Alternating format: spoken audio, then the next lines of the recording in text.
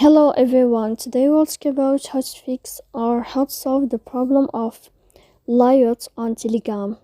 To know how to fix or how to solve the problem of layout on Telegram app, you should just go to settings. Here in this page, we click apps, default apps, app settings. Then this list will enter to the window or to the app of Telegram and you can click.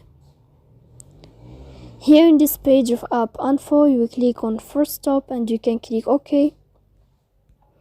Then you will enter to the window of storage. Here you can click clear cache. In the end, you can turn off your Wi-Fi and you can wait a moment to turn on your Wi-Fi again to fix that problem. So please don't forget to support us by like and subscribe. See you next time.